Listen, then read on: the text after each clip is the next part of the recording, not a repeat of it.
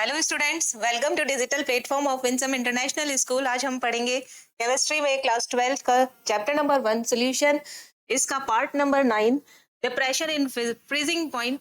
ये एक colligative property है और इससे पहले आप दो कॉलिगेटिव प्रॉपर्टी पढ़ चुके हैं। First RLVP relative lowering in vapour pressure और second delta TB means elevation in boiling point. आज हम पढ़ेंगे third colligative property that is depression in freezing point. First इसकी डेफिनेशन पढ़ेंगे हम फ्रीजिंग पॉइंट की क्या होती है, देन हम पढ़ेंगे डिप्रेशन इन फ्रीजिंग पॉइंट क्या होता है, फिर हम इसे प्रूव करेंगे जैसा कि हमने और कॉलिगेटिव प्रॉपर्टी में किया था कि ये एक कॉलिगेटिव प्रॉपर्टी क्यों है। देन हम पढ़ेंगे कि डेल्टा TF है मोलालिटी में क्या रिलेशन है, depression in freezing point and molality M में क्या रिलेशन है।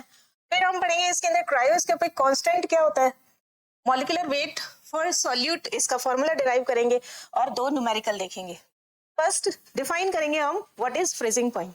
जैसा हमने बॉइलिंग पॉइंट में देखा था, कोई भी दो फेज में कन्वर्जन होता है लिक्विड से गैस में। फ्रीजिंग में जैसा नाम से पता चल रहा है लिक्विड फ्रीज होगा यानी सॉलिड स्टेट में कन्वर्ट होगा। यानी कोई भी लिक्विड है, लिक्विड फेज है और वो किस में कन्वर्ट हो रहा है, सॉलिड में, और इक्विलिब्रियम कंडीशन के अंदर।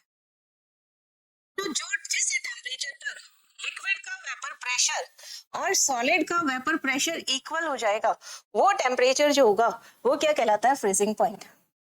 जैसे वाटर है, वाटर यहाँ पर लिक्विड स्टेट में और वाटर सॉलिड स्टेट में मींस आइस है सॉलिड स्टेट में। तो जिस स्टेज पर लिक्विड और सॉलिड दोनों का वेपर प्रेशर इक्वल हो जाएगा उसे ही हम बोलेंगे फ्रीजिंग पॉइंट। और हर लिक्विड का फ्रीजिंग पॉइंट जो होता है वो कांस्टेंट होता है। डिफाइन पढ़ते हैं, it is that temperature at which the solvent has same vapour pressure in two phases. First, liquid phase यानी liquid solution and second, solid solvent. Freezing point of a liquid is fixed. किसी भी liquid का freezing point जो होता है वो fix होता है। जैसे freezing point of water. Water का कितना होता है, 0 डिग्री सेंटीग्रेड। ये काम आने वाला है। अगर केल्विन की बात करेंगे, इन केल्विन में कन्वर्ट करने के लिए हम क्या करेंगे, इसमें 273 ऐड कर देंगे।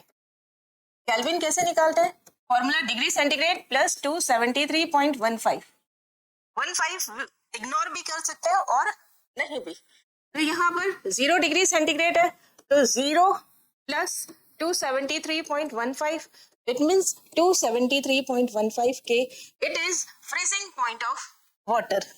इस चैप्टर के अंदर न्यूमेरिकल्स में फ्रीजिंग पॉइंट की वैल्यू आपके काम आएगी। अगर आप डिग्री सेंटीग्रेड में कैलकुलेट करना चाहते हैं तो 0 डिग्री सेंटीग्रेड और केल्विन में कैलकुलेट करना चाहते हैं तो 273.15 केल्विन होगा। नाउ फ्रीजिंग पॉइंट डिप्रेशन, ये हमारी एक कॉलिगेटिव प्रॉपर्टी है। जब भी किसी सॉल्वेंट में नॉन वोलेटाइल सॉल्यूट को ऐड किया जाता है और हम डाइल्यूट सॉल्यूशन बनाते हैं तो उस सॉल्यूशन का फ्रीजिंग पॉइंट प्योर सॉल्वेंट के फ्रीजिंग पॉइंट से कम हो जाता है। जैसे वाटर, अगर मैं यहाँ प्योर वाटर ले रही हूँ तो इसका फ्रीजिंग पॉइंट कितना है, 0 डिग्री सेंटीग्रेड। और इसमें मैं ग्लूकोज ऐड कर दूं, वाटर प्लस ग्लूकोज कर दिया। ग्लूकोज क्या है, यहाँ पे नॉन वोलेटाइल सॉल्यूट है, तो इसका फ्रीजिंग पॉइंट जो होगा वो माइनस में आएगा, नेगेटिव में आएगा। माइनस यानी लेस देन 0। इसका मतलब क्या है, लेस देन 0 डिग्री सेंटीग्रेड। ये जो कमी हुई है सॉल्यूशन के फ्रीजिंग पॉइंट में, जो डिप्रेशन आया है, इसी को ही हम बोलते हैं freezing point depression.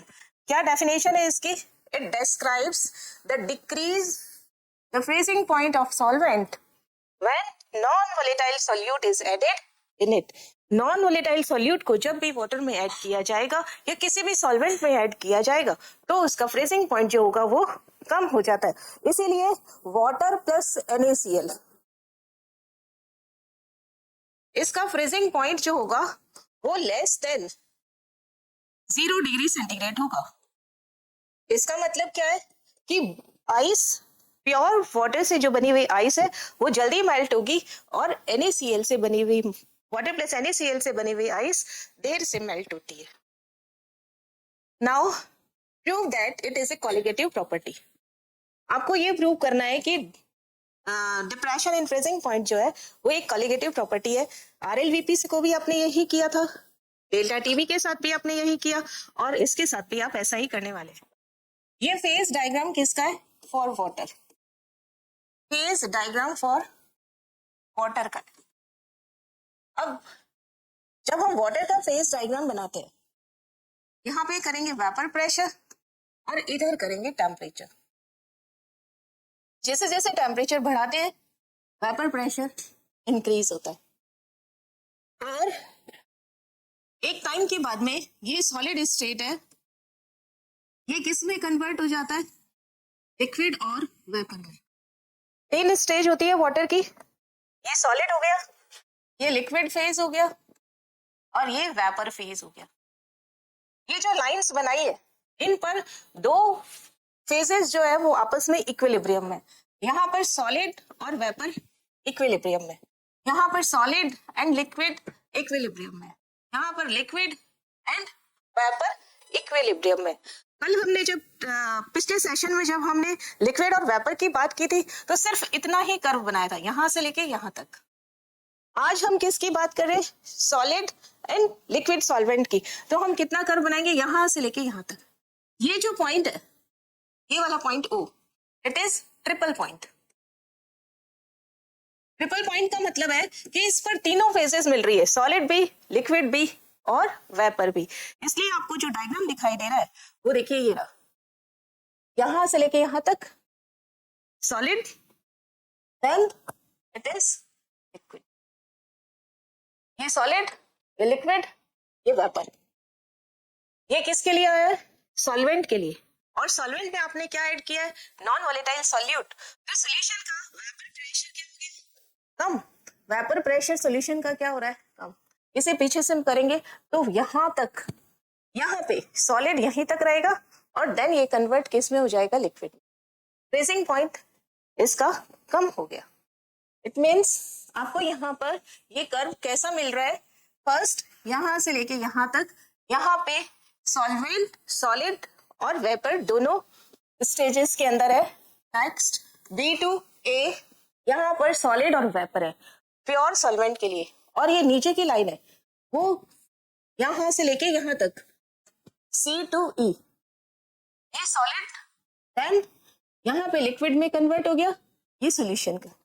Means solution का वेपर प्रेशर हमेशा कम होगा सॉल्वेंट के वेपर प्रेशर से, ये आपको इस डायग्राम से पता चल रहा है। तो फर्स्ट जो है लिक्विड CBA, यहाँ पर C2B सॉलिड स्टेट है और B2 लिक्विड स्टेट है।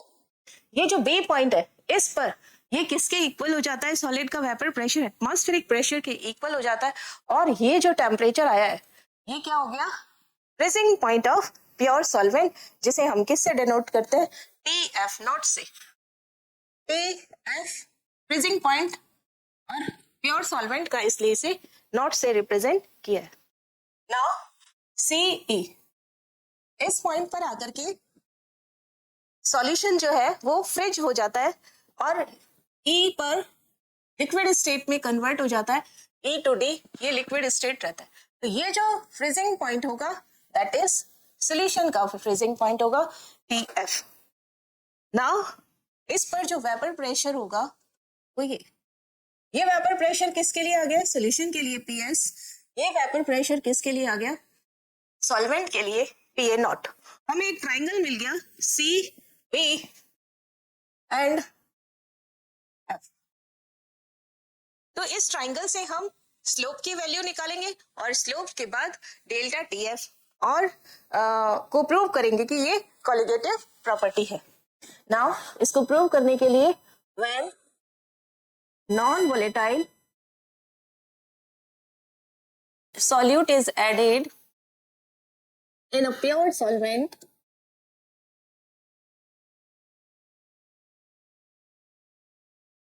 vapor pressure of solution decreases. It means it is lowering in vapor pressure. That is lowering in vapour pressure. देखिए पीए नॉट ज्यादा है और पीएस की वैल्यू कम है।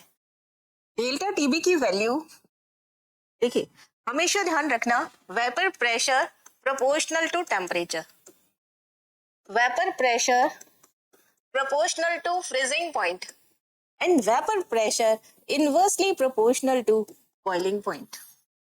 ये तीनों में रिलेशन है। टेम्परेचर बढ़ाओगे वेपर प्रेशर बढ़ेगा, वेपर प्रेशर कम हुआ फ्रीजिंग पॉइंट पे कम होगा, वेपर प्रेशर कम हुआ तो बॉइलिंग पॉइंट इंक्रीज होता है। Now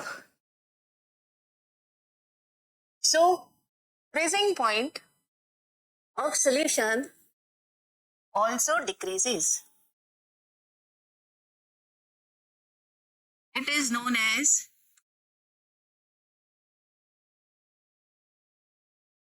depression in freezing point. Depression in freezing point. यहाँ पे आपको कर्व में क्या दिखाई दे रहा है? इन कर्व कौन सा? CBA, CBA ये किसके लिए है? For pure solvent. Pure solvent means water. C2B curve C2B ये क्या है? फॉर सॉलिड स्टेट, है ना? कर्व C2B2A ये हमें जरूरत नहीं होगी इसमें, ये किसके लिए? Liquid state. यहाँ पे सॉलिड एंड वेपर इक्विलिब्रियम में और यहाँ पर लिक्विड एंड वेपर इक्विलिब्रियम में। तो क्या हो गया? सॉलिड एंड लिक्विड आपस में इक्विलिब्रियम में हो जाएंगे। नाउ इन कर्व, इन नहीं लिखिए, फॉर लिखिए, फॉर कर्व कौन सा कर्व अब आया? क्या? CEF&D, CEF&D ये किसके लिए आया? For solution. C2E curve C2E ये क्या है? Solid state. और कर्व EFD ये किसके लिए आया है? Liquid state. अब हम बात करेंगे ट्राइंगल की। कौन सा triangle? BEF।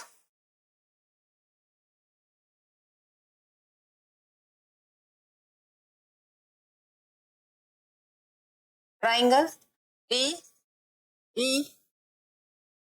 BEF and E, it is theta. A क्या हो गया इसका? एडजेसेंट साइड, ये सॉरी अपोजिट साइड, और बी एफ क्या हो गया इसमें? Adjacent side. तो हम इसे स्लोप क्या निकाल लेंगे? BE slope tan theta, slope equals to किसके होता है? tan थीटा के। और tan थीटा यहाँ पर क्या होता है? Opposite side upon adjacent side, opposite side upon adjacent side. Opposite side क्या है यहाँ पर? EF एंड BF क्या हो गई यहाँ पे? Adjacent side. तो tan theta is equal to क्या हो गया? EF कितना है? TF not minus TF। बड़ा कौन है? TF not. सॉल्वेंट का फ्रीजिंग पॉइंट ज्यादा है, सॉल्यूशन का फ्रीजिंग पॉइंट कम है। नाउ PA नॉट ज्यादा है, PS कम होगा। यहाँ पे इसे आप किसको डिनोट करते हैं? डेल्टा TF को, इसको इससे डिनोट करते हैं डेल्टा P से। जब आप डेल्टा TF फाइंड आउट करेंगे तो डेल्टा P को tan थीटा की तरफ ले जाइए, ये क्या आ जाएगा? tan theta into delta P। tan theta एक कांस्टेंट वैल्यू है, इसलिए delta TF is equal to क्या हो जाएगा? ये इज प्रोपोर्शनल टू क्या हो जाएगा? Delta P। Equation number 1। Now delta TF is proportional to क्या आ गया? Delta P। इसे हमने इक्वेशन नंबर क्या नाम दिया? 1। From RLVP। पहले भी आपको बताया कि ये इक्वेशन जो है RLVP की ये सब जगह यूज होगी। Delta P is proportional to XB, so delta TF is proportional, also proportional to XB. This proves that delta TF is a colligative property.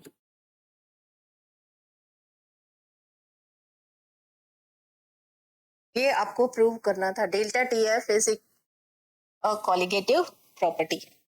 यहाँ पे आपने पीछे देखा डेल्टा TF क्या था, TF not minus TF। TF not बड़ा होता है और TF छोटा। इक्वेशन नंबर 2, डेल्टा P में PA नॉट बड़ा होता है माइनस PS छोटा होता है। इक्वेशन नंबर 3, आगे बहुत सारे न्यूमेरिकल्स में ये वैल्यू काम आने वाली है। नाउ अब हम प्रूव करने वाले हैं यहाँ पर relation between depression in freezing point, delta TF and molality. Molality का डेल्टा TF के साथ क्या रिलेशन है, इसे हम प्रूव करेंगे। अभी आपने क्या लास्ट में क्या फाइंड आउट किया, delta TF is proportional to XB। Proportionality का साइन हटाएंगे तब कोई ना कोई कांस्टेंट आएगा। This constant is equal to KXB। XB क्या होता है, mole friction. We know XB क्या है यहाँ पे, mole fraction of B। B क्या है, मोल फ्रैक्शन ऑफ B। B क्या चीज है यहाँ पे, सोल्यूट। पूरे चैप्टर के अंदर सोल्यूट को B से डिनोट किया है और सॉल्वेंट को A से डिनोट किया है। नाउ XB इक्वल टू क्या होता है, NB upon Na plus NB। Colligative property किसके लिए होती है, for dilute solution, for dilute solution. और अगर सोल्यूशन डाइल्यूट होता है तो Na की वैल्यू क्या होगी, बहुत ज्यादा, NB की वैल्यू क्या होगी, कम। Na प्लस NB कितना हो जाएगा, almost 1। So B is equal to क्या हो जाएगा, NB अपॉन Na। अब NB क्या होता है, WB अपॉन MB, और Na क्या होता है, WA upon MA। Now we know NB क्या होता है, WB upon MB, weight upon molecular weight. Na क्या होगा, WA upon MA। So XB क्या हो जाएगा यहाँ पर, WB upon MB multiply Na नीचे है तो इसको मतलब अपॉन में भी अपॉन है तो इसे अपोजिट कर देंगे, MA अपॉन WA। Put the value of XB in equation 4।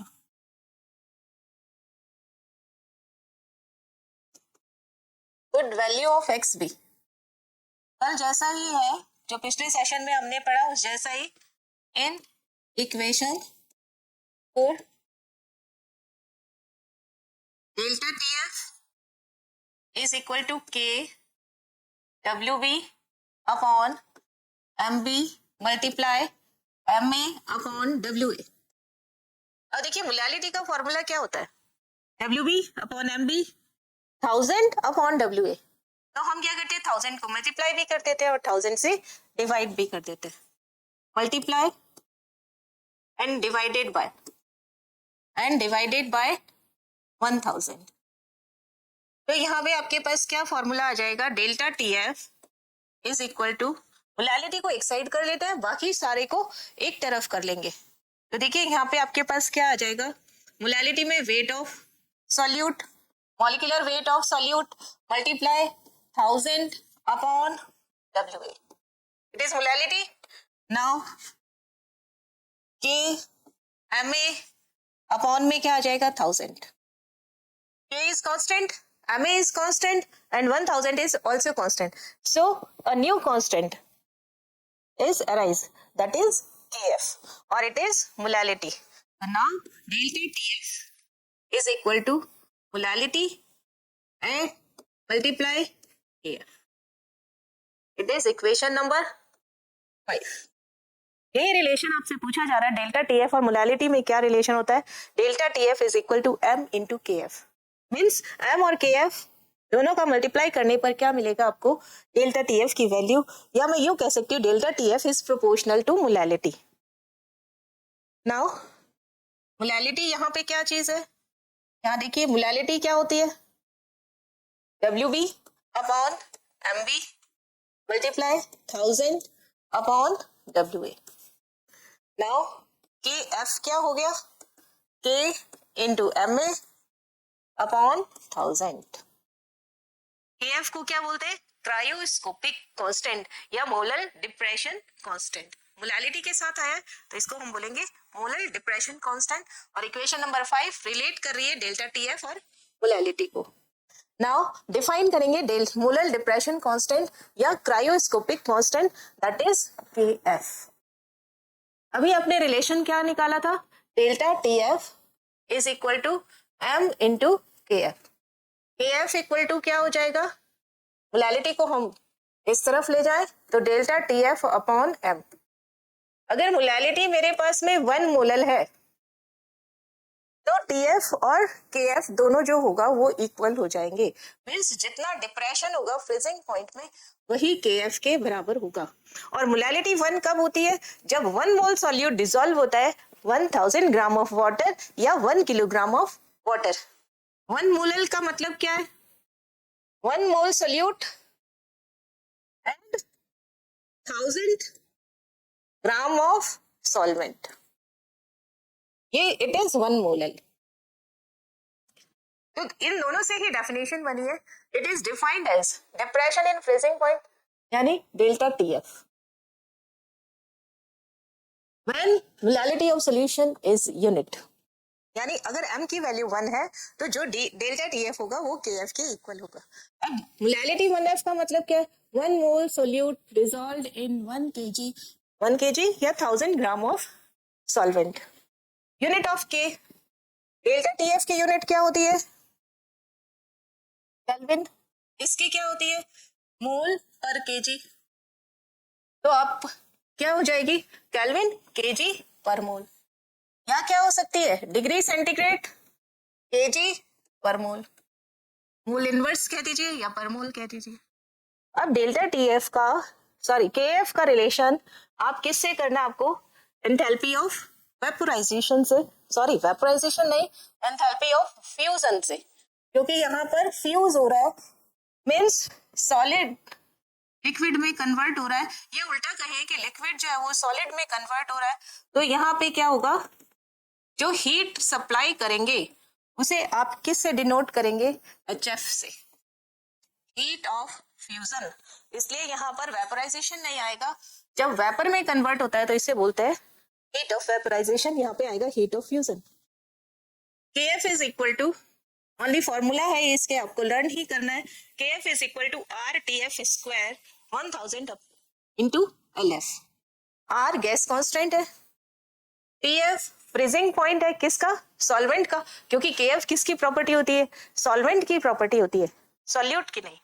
तो TF यहाँ पे क्या आएगा? नॉट, यानी सॉल्वेंट का, प्योर सॉल्वेंट का फ्रीजिंग पॉइंट कितना है उसका स्क्वायर 1000 LF लेटेंट हीट। अगर आप सॉल्वेंट 1 ग्राम लेते हो तो उसको सॉलिड को लिक्विड बनाने के लिए कितनी हीट की सप्लाई करनी पड़ेगी? That is LF। और यदि 1 मोल लेते हो तो यही क्या कहलाता है? HF, यानी लेटेंट हीट ऑफ फ्यूजन पर मोल ऑफ सॉल्वेंट। इसको आप क्या बोलते हो? डेल्टा HF या हीट ऑफ फ्यूजन। M यहाँ पे A आएगा, means molecular weight of solvent. TF not आएगा, यानी प्योर सॉल्वेंट का फ्रीजिंग पॉइंट। या लिक्विड यानी वाटर के लिए यूज हो रहा है तो वाटर, बेंजीन के लिए यूज हो रहा है तो बेंजीन, मींस यहाँ पर प्योर सॉल्वेंट का क्या आएगा? Freezing point. जब आप इस LF को डेल्टा HF से रिलेट करते हैं तो आपके पास ये रिलेशन आता है, LF is equal to delta HF upon M। M कौन सा है? A मींस सॉल्वेंट का मोलर मास है। नाउ अगर LF की वैल्यू इसमें रख दी जाए तो KF इज इक्वल टू क्या हो जाएगा? और TF का स्क्वायर। नॉट लगाने की जरूरत नहीं है, अपने आप मीनिंग होता है कि ये नॉट ही है। 1000 LF की जगह क्या रखेंगे पहले, delta HF heat of fusion upon में MA, तो ये MA ऊपर की तरफ हो जाएगा। और आपका क्या है यहाँ पे, गैस कांस्टेंट। और गैस कांस्टेंट इसका वैल्यू क्या होता है, अगर आप कैलोरी में ले रहे हैं दो वैल्यू इसकी हो सकती है, अगर आप कैलोरी में ले रहे हैं तो यहाँ पे जूल में ले रहे हैं 8.314 जूल पर केल्विन पर मोल। डिपेंड करता है कि आप डेल्टा HF किस में ले रहे हैं, क्योंकि ये तो केल्विन में ही होगा, या डेल्टा H अगर आपकी कैलोरी में भी हो सकती है और जूल में भी हो सकती है। अगर आपकी कैलोरी में हो रही है तो 8.314 लेंगे, अगर आपकी जूल में हो रही है तो जूल में हो रही है तो 8.314 और कैलोरी में हो रही है तो 2 कैलोरी पर केल्विन पर मोल। ये R की वैल्यूज रहेंगी। Now formula for molecular weight for solute, आपने यहाँ पर पीछे फॉर्मूला निकाला था, equation number 5 delta TF is equal to molality into KF। इस मोलैलिटी से ही हम सॉल्यूट के मॉलिक्यूलर वेट और डेल्टा TF में रिलेशन निकालेंगे। It means formula for molecular weight of solute means MB calculate करना है फ्रॉम इक्वेशन 5। फ्रॉम इक्वेशन 5 क्या यहाँ पे, delta TF is equal to KF into M। KF पहले लिख देते हैं, कांस्टेंट है, KF इंटू M। और M की वैल्यू क्या है यहाँ पर, M का फॉर्मूला क्या है, WB upon MB, moles of solute हो गया, मल्टीप्लाई 1000 अपॉन WA। अगर WA ग्राम में दे रखा हो तो इसको किलोग्राम में करने पर 1000 अपॉन WA आ जाएगा। आपको वैल्यू किसकी निकालनी है, MB की। मींस इस MB को आप कहाँ ट्रांसफर कर दोगे, इस साइड, डेल्टा TF को कहाँ आ जाएगा, इस तरफ, है ना। क्या किया, डेल्टा TF को आप कहाँ लेकर आ रहे हैं, इस साइड में, MB को कहाँ लेकर जा रहे हैं, इस साइड में। इट मींस MB क्या हो जाएगा यहाँ पर, MB क्या हो जाएगा, KF अपॉन में क्या आ जाएगा, डेल्टा TF, मल्टीप्लाई में क्या आ जाएगा, WB अपॉन में WA, मल्टीप्लाई में क्या आ जाएगा, 1000। It is formula for molecular weight of solute and delta TF। इससे आप बहुत इंपॉर्टेंट कंक्लूजन निकालते हैं, molecular weight and colligative property both are inversely proportional. आपने RLVP से निकाला, सेम रिलेशन आया था, means molecular weight inversely proportional to RLVP। आपने डेल्टा TB के साथ भी यही रिलेशन निकाला था, molecular weight of solute inversely proportional to delta TB, और आपने TF के साथ रिलेशन निकाला तो भी यही है, MB is inversely proportional to delta TF। Now इसका एप्लीकेशन क्या है, हम क्यों पढ़ रहे हैं। फर्स्ट हमारा क्वालिटेटिव प्रॉपर्टी का मेन मोटिव है कि मॉलिक्यूलर वेट निकालना, इसके अलावा क्या है, ऑटोमोबाइल इंडस्ट्री के अंदर इसका यूज किया जाता है। कैसे, आपने सब बहुत बार यूज किया होगा, कार में हम वाटर एज ए रेडिएटर की तरह यूज करते हैं, एज ए कूलेंट की तरह यूज करते हैं। लेकिन अगर किसी एरिया का टेम्परेचर लेस देन 0 है, 0 डिग्री सेंटीग्रेड है, तो हम वहां पर वाटर यूज नहीं कर सकते, क्योंकि वहां पर वाटर फ्रिज हो जाएगा, वो काम ही नहीं करेगा कूलेंट के लिए। हम क्या चाहते हैं, एक ऐसा मटेरियल जो कि 0 डिग्री पर फ्रिज ना हो, और फ्रिज ना हो इसके लिए हम क्या करते हैं, उसमें कुछ एक ऐसा मटेरियल मिला देंगे वाटर के अंदर जो कि उसके फ्रीजिंग पॉइंट को कम करता हो, और वो मटेरियल क्या होगा, ethylene glycol. Means radiator fluid is made up of mixture of water and ethylene glycol। Formula क्या होता है, वाटर का तो वाटर ही है, इथाइलिन ग्लाइकोल का फॉर्मूला होता है CH2 और दोनों पर OH और OH। जितना हमें टेम्परेचर कम करना हो, इथाइलिन ग्लाइकोल का कंपोजिशन उतना ही बढ़ा दिया जाता है। It is because of freezing point depression, freezing point कम हो जाएगा और रेडिएटर्स में कूलेंट जो होगा वो फ्रीज नहीं होगा इन विंटर्स। नाउ सेकेंड हमारे पास prevent the buildup of ice on the road, कि जहां पर टेम्परेचर कम होता है वहां पे रोड पर क्या हो जाएगा, आइस जल्दी जम जाएगा। अब उस आइस को ना जमने के लिए उसके ऊपर सॉल्ट छिड़क दिया जाता है, सॉल्ट डाल दिया जाता है ताकि उसके फ्रीजिंग पॉइंट कम हो जाए। In cold areas where the temperature ranges from 0 degree to -15 degree, European countries के अंदर ऐसा देखने में आता है. Sodium chloride means NaCl is spread over the roads in order to lower the freezing point of water and prevent the buildup of ice. Water NaCl डालने से water का फ्रीजिंग पॉइंट कम हो जाता है, जिससे कि आइस वहां पर नहीं बनती है. ये दोनों यूजेस किसके? डिप्रेशन इन फ्रीजिंग पॉइंट के. नाउ न्यूमेरिकल देखते हैं. Calculate the freezing point of solution containing 60 gram of glucose. Molar mass of glucose is 180. ये दिया हुआ है आपके पास. अगर क्वेश्चन में ना भी दे रखा हो तो ग्लूकोज का formula C6H12O6.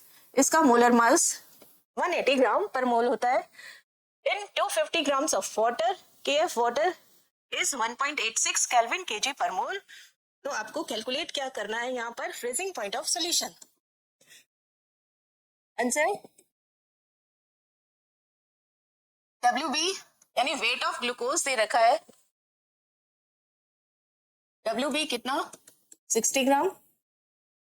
Molecular weight of glucose दे रखा है. मॉलिक्यूलर वेट हमेशा ग्राम पर मोल में ही होता है. 180 ग्राम पर मोल यानी mole inverse. Weight of solvent दे रखा है मींस वाटर. WA गिवन है ये हमें क्वेश्चन में 250 ग्राम्स. नाउ KF भी हमें दे रखा है कितना? 1.86 केल्विन kg मोल इनवर्स. और आपको क्या मालूम करना है? TF. देखिए डिप्रेशन नहीं पूछा है, सोल्यूशन का आपके फ्रीजिंग पॉइंट पूछा है. और हमें क्या मालूम है? Delta TF is equal to, formula क्या है? KF WB upon MB multiply 1000 upon WA. Delta TF की वैल्यू निकाल लेते हैं पहले, उसके बाद में इसको कैलकुलेट कर लिया जाएगा. Delta TF is equal to 1.86 multiply 60 upon 180 multiply 1000 upon 250. तो यहाँ पर अगर इसे कट कर दिया जाए, ये 4 टाइम्स होगा, ये 1, ये 3, और आपके पास डेल्टा TF की वैल्यू कितना आ गया? Delta TF is equal to 1.86 multiply 4 upon में 3.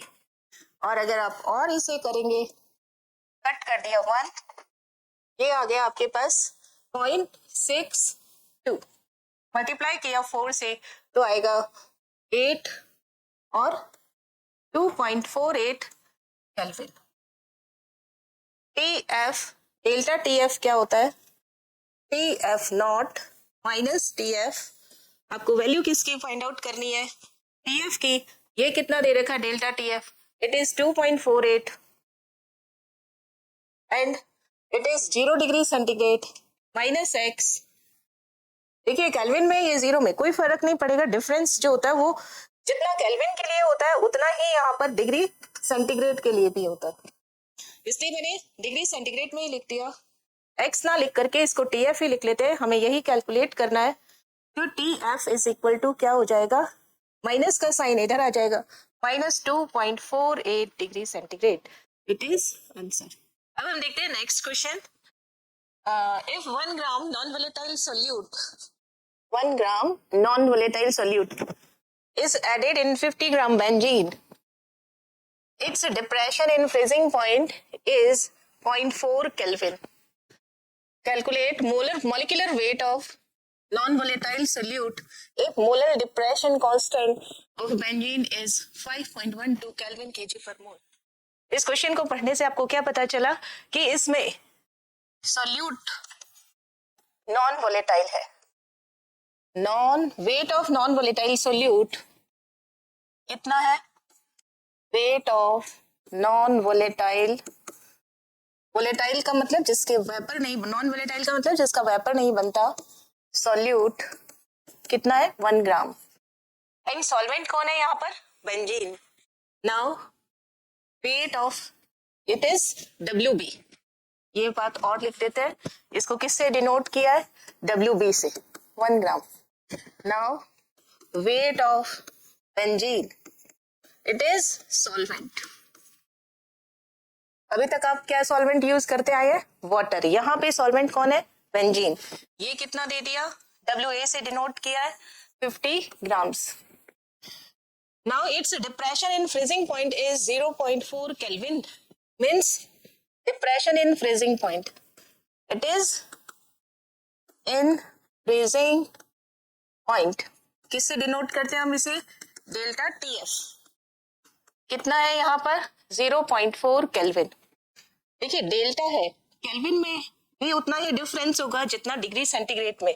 यहाँ पर हम केल्विन यूज कर रहे हैं क्योंकि ये क्वेश्चन में केल्विन दिया है, लेकिन आपको मालूम होना चाहिए 0.4 डिग्री सेंटीग्रेड कहिए या 0.4 केल्विन कहिए, एक ही बात है। Now molar depression constant, molar depression constant, इसका एक नाम और भी है cryoscopic constant for benzene, it is KF।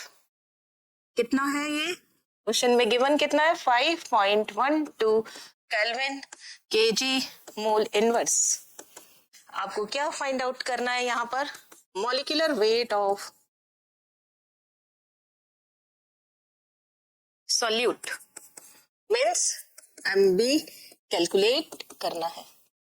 Everything given जितने भी हैं वो हमने यहाँ पर लिख लिया एक साथ में, और अब हम फॉर्मूला लिखेंगे। क्या फॉर्मूला है? Delta TF is equal to KF into molality होता है, मोलैलिटी की जगह मोलैलिटी का formula WB upon MB multiply 1000 upon WA। क्या फाइंड आउट करना चाहते हैं आप? WB। तो डेल्टा TF इधर ट्रांसफर कर दो और MB को इधर ट्रांसफर कर दो, यानी आपके पास MB को यहाँ से हटा देते हैं, डेल्टा TF को यहाँ से हटा देते हैं, तो आपके पास में क्या आ जाएगा यहाँ पर? Delta TF। एक ही फॉर्मूला याद रखेंगे तो बाकी सब फॉर्मूले आपको अपने आप लर्न हो जाएंगे, है ना। KF की वैल्यू गिवन है, कितना है KF यहाँ पर? 5.12। MB आप कैलकुलेट करना चाहते हैं, 5.12 it is given value for KF and WB multiply, WB कितना है? 1 ग्राम। डेल्टा TF ये आपके पास कितना है? डेल्टा TF की value 0.4 kelvin, 0.4 kelvin multiply 1000 and divided by 50। Units लिखते हैं हम यहाँ पर ताकि आपको यूनिट फाइंड आउट करनी आ सके। यूनिट को हम अलग पेन से लिखते हैं। इसकी क्या यूनिट है? 5.12 की केल्विन kg मोल इनवर्स। इसकी क्या यूनिट है? केल्विन। इसका क्या यूनिट है? ग्राम। इसका भी क्या यूनिट है? ग्राम। यहाँ पर हम ग्राम और ग्राम इससे भी कैंसिल करेंगे और इस ग्राम को 1000 से कर लिया, इट मीन्स ये किस में कन्वर्ट हो जाएगा? किलोग्राम में। 50 ग्राम्स था, आपने क्या किया? इसे 50 अपॉन 1000 किया kg में, और जब kg में होता है तो ये 1000 kg के लिए आया, इट मीन्स आपको यहाँ पर ये जो 50 है वो आपने किस में कन्वर्ट कर लिया है? किलोग्राम में। तो हम यहाँ ग्राम ना लिख के क्या यूज करेंगे? किलोग्राम।